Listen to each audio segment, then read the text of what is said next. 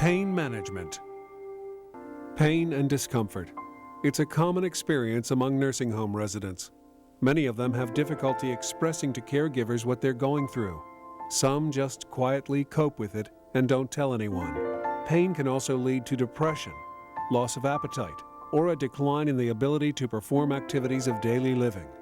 In some cases, pain may even place a resident at higher risk for injuries, accidents, or falls. Experienced nurse aides make it their job to be alert to signs of pain. It's the facial expression on patient's face. Sometimes they'll stop eating. They may move slowly or move in a different way. They might stop walking. Some of them show emotional, Agitated. stress. And if they can't communicate, I always tell them, show me. Show me where it hurts. The purpose of this program is to provide instruction on recognizing and reporting signs of pain. To do this, we will cover the following topics: defining pain, recognizing and reporting signs of pain, and the under-recognition of pain. To help us along, we're going to hear from a former director of nursing who now works with a law firm that defends nursing homes. She has first-hand knowledge of how failure to properly manage a resident's pain can lead to lawsuits. It is common in these cases to have a family member testify that their loved one was in horrible pain and the facility staff did nothing to control it. These cases become very difficult to defend when the CNA fails to document or report the signs of pain to the charge nurse. At the end of this in-service, you should be able to give a definition of pain, describe the difference between acute pain and chronic pain, list 4 behavior changes that indicate a resident may be in pain, give examples of questions you should ask a resident when you observe that he or she is in pain, and give an example of what can happen if you do not report that a resident is in pain. Getting a resident help begins with your ability to recognize signs of pain. What you report and document can be critical to the development of a care plan that addresses a resident's need for pain relief. Defining pain. In general, pain refers to any type of physical pain or discomfort in any part of the body. It is important to remember that pain is whatever the resident says it is. When a resident tells you that he or she is in pain, you must accept it as being real. When a resident complains about pain, you have to take it seriously. If they say they're hurting, it should be checked. Sometimes we tend to overlook residents who complain a lot and say, oh, they're always complaining. But it may be that they are truly in pain, and it is important to report those symptoms of pain to the nurse immediately. As a nurse aide, there are 2 types of pain that you should be familiar with: chronic pain and acute pain. Acute pain lasts for a short or limited period of time. It often affects a specific area of the body. It can be severe and appear suddenly. Acute pain usually goes away on its own or after treatment. Examples of what can cause acute pain include injuries such as bone fractures, surgery incisions, infections, skin breakdown caused by pressure, friction, or shear, and heart attacks. Unlike acute pain, chronic pain is ongoing and persistent. It ranges from mild to severe and can last for a long period of time. Chronic pain is often associated with arthritis, osteoporosis, certain disease conditions such as cancer, heart disease, strokes, and diabetes, or injuries that result in musculoskeletal problems that cause ongoing back, hip, or joint pain. Chronic pain is the most common type of pain among nursing home residents. The leading causes are arthritis and other musculoskeletal problems. Chronic pain resulting from these conditions often affects a resident's mobility and places him or her at a greater risk for accidents, falls, or injuries. The effective management of a resident's pain or discomfort has a direct impact on his or her quality of life.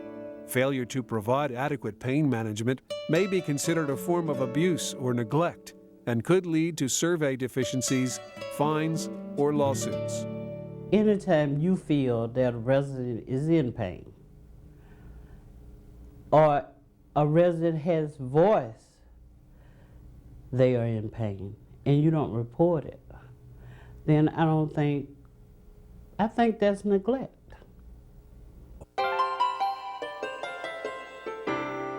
Recognizing and reporting signs of pain. State and federal regulations require facilities to provide individualized pain management programs for their residents. A program typically involves screening the resident upon admission, monitoring the resident's condition through observation and reporting, and regular assessments to determine the best way to manage a resident's pain. Nurse aides play an important part of a program. They are the ones who help monitor a resident through observation, reporting, and documenting. Observation is the first line of defense, to observe a patient.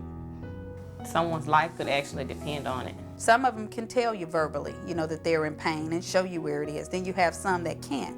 Those bedridden ones usually can't tell you. You have to just pick up signs of how they're acting. If you touch them, the way they react to you touching them. You have to pick up those sort of clues from those type of residents. Being alert to signs of pain can help a caregiving team find out if a resident's condition is getting worse or improving. Your input is critical. Most of the time, the CNA is going to be the one who sees the initial signs of pain. And the nurses and other people on the team depend on that observation in order to make a good assessment. In many of the lawsuits that I've seen, they charge that the aides and the other staff are just not picking up on those basic signs of pain. Pain can be shown or expressed in different ways. Disease conditions and mental status often affect how a resident expresses pain. Some can tell you verbally, but a cognitively impaired resident might not be able to.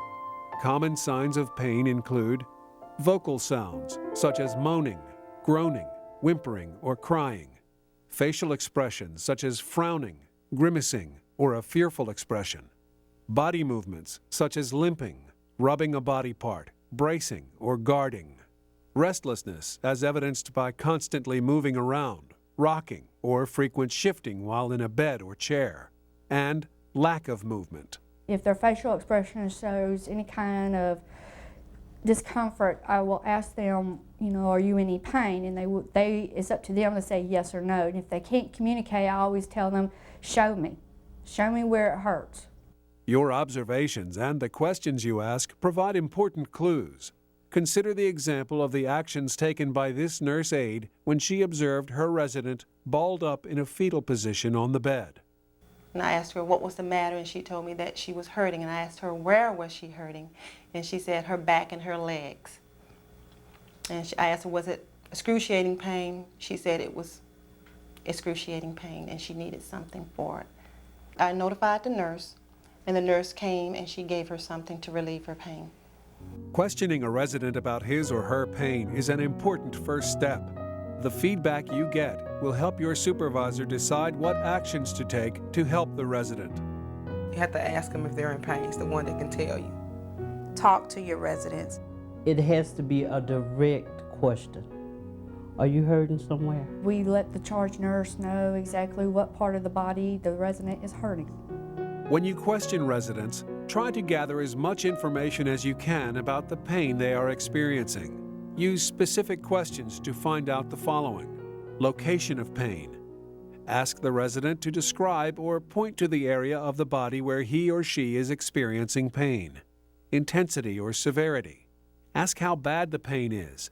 Find out if the pain is mild, moderate, or excruciating. Type of pain. Have the resident try to describe the type of pain. For example, sharp, burning, throbbing, aching, cramping, or nauseating. Duration. Find out how long the person has been experiencing the pain. Has it lasted minutes or hours? How did the pain start? What were you doing when the pain started? What makes it better? What makes it worse? It should also be noted that more and more facilities are requiring nurse aides to document a resident's pain through tools such as pain scales. In many facilities now, pain is known as the fifth vital sign because it is so important. And CNAs in many facilities are now required to document signs of pain. In some facilities you'll see pain scales where they actually have to rate pain on a scale of 1 to 10, or have to choose descriptions of nonverbal cues that a resident may be in pain. In some cases, changes in a resident's behavior are a sign of pain. Experienced nurse aides can pick up on these behavioral clues. If that patient is not doing their normal routine, you will automatically know something is wrong. Don't want to get up, they don't want to eat. Body language. Agitated and feisty. If they're sad or in a bad mood, is a reason for that. Behavior changes can tell you what a resident may be experiencing. Some of the more common changes that you should be familiar with include loss of appetite, which could also lead to unwanted weight loss, mood changes such as depression or agitation, withdrawal from others and not wanting to participate in social activities, sleep disturbances, and increased difficulty performing activities of daily living. We got to be watching the patient, looking at the patient. I mean, just really getting to know the patient inside out.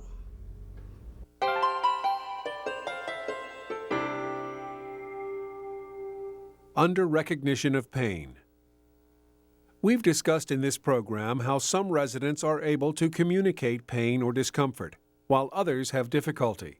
The residents who have difficulty are often ones who suffer from cognitive impairment that's associated with dementia or certain disease conditions such as stroke or delirium. These factors can make it harder to detect signs of pain. They may result in what is generally known as under-recognition of pain. Here's an actual example of how it can occur. This resident suffers from dementia. When she was admitted to the facility, she frequently cried out. It was first believed that her crying out may have been attention-seeking behavior, until her nurse aide questioned her about it. One particular day, she was in her room and I went in and I was going to read a book to her. And she loved to read the Bible. And we were reading the Bible, but she just yelled out.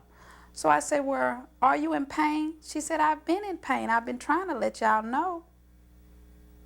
But nobody never asked her. You know, we were just trying to comfort her. She just yell out, yell out. We thought it was a behavior, thing that she was doing. But she was in pain. And so finally, true enough, they'd run some tests on her and she had cancer. And she was in terrible pain. It is important to point out that Alzheimer's disease and other dementias are among the most common conditions associated with under-recognition of pain. In addition to enhancing the resident's quality of life, your ability to detect and report signs of pain could make the difference in a court case. In one case that I recently reviewed, there was a resident who had Alzheimer's disease and was unable to express her pain to the nursing staff. Luckily, she had a CNA who picked up on some of her signs of pain, such as grimacing and other signs such as excessive movements, that told her that this resident was in pain. She documented it and reported it to the nurse. This certainly helped our defense of this case greatly. Another factor that can result in the under-recognition of pain is a resident's personal beliefs, including cultural and religious. A resident's beliefs may discourage him or her from reporting pain or receiving treatment. Here are examples of some of the beliefs you may encounter. Admitting pain is a sign of personal weakness. Pain is punishment for past actions. Pain means death is near. Pain always indicates the presence of a serious disease. Pain will lead to loss of independence. If you suspect that a resident's beliefs are discouraging him or her from expressing pain, then report the situation to your supervisor.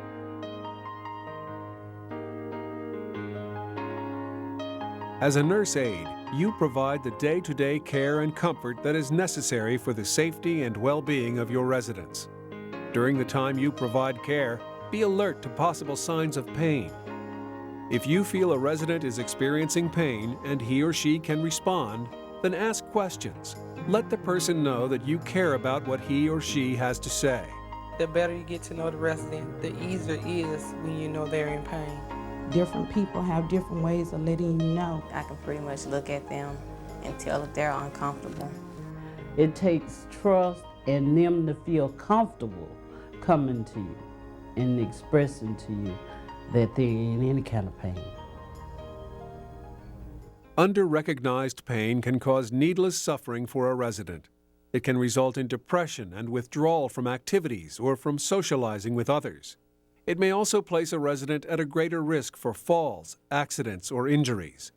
In some cases, unrecognized pain can result in loss of appetite, which can lead to unwanted weight loss.